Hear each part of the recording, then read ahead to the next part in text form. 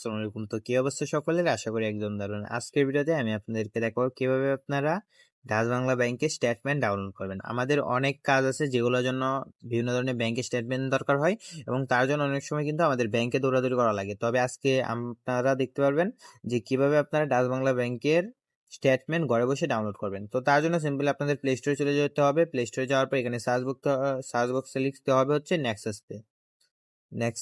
Pay. So Nexus pay লেখার পর এখান থেকে দেখবেন যে ডাচ বাংলা ব্যাংকের একটা অ্যাপ চলে আসবে।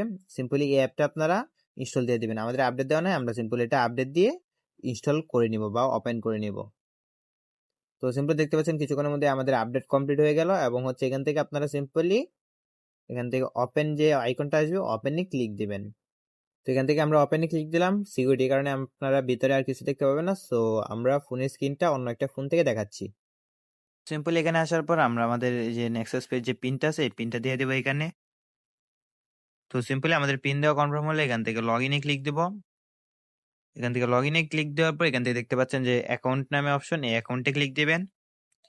অ্যাকাউন্টে ক্লিক দেওয়ার পর কিছুক্ষণের মধ্যে লোড নিয়ে এরকম একটা অপশন চলে আসবে। এখান থেকে আপনারা সিম্পলি এখান থেকে নিচে দেখতে পাচ্ছেন যে ভিউ স্টেটমেন্ট, এটাতে ক্লিক দিবেন।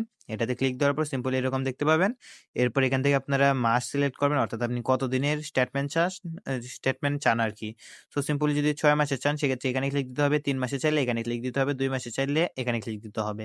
সো ধরেন আমরা সিম্পলি 3 মাসের নিতে চাই, সেক্ষেত্রে 3 মাসে ক্লিক দিয়ে এখান থেকে প্রসেস এটাতে ক্লিক দিব।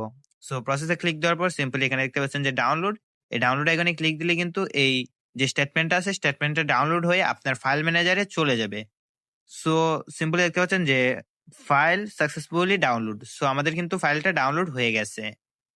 সিম্পলি এই কাজগুলো করার পর যখন আপনাদের ফাইল ডাউনলোড হয়ে যাবে সেটা পাবেন কোথায়? সেক্ষেত্রে আপনারা চলে যাবেন আপনাদের মাই ফাইলসে, অথবা অনেকেরই হচ্ছে ফাইলসে আসে না এটা, সে যে প্রবলেমটা আমারও হয়েছে, সেক্ষেত্রে আপনারা চলে যাবেন হচ্ছে মাই ফাইলস। আরেকটা অপশন থাকে সো এরকম ফাইলস, অথবা আপনাদের যদি এরকম অ্যাপটা না থাকে সেক্ষেত্রে আপনারা কি করবেন, প্লে স্টোর থেকে একটা ডাউনলোড দিয়ে দিবেন অ্যাপ। তারপর হচ্ছে সিম্পলি এখান থেকে আমাদের দেখতে পাচ্ছেন যে এরকম অপশন, এরপর এখান থেকে ডকুমেন্ট, সো ডকুমেন্ট টাইপে সিলেক্ট করার পর এখান থেকে যে পিডিএফ যে আইকনটা আছে পিডিএফে আমরা ক্লিক দিলাম।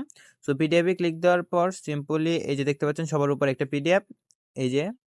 সো এই যে এটা কিন্তু আমার স্টেটমেন্ট। সো আসলে সকলে বুঝতে পারছেন। তো সকলকে ধন্যবাদ। আসসালামু আলাইকুম। আবারও দেখা হবে নিউ একটি ভিডিওতে। ততক্ষণ ভালো থাকুন, সুস্থ থাকুন এবং বাংলা টেকের সাথেই থাকুন।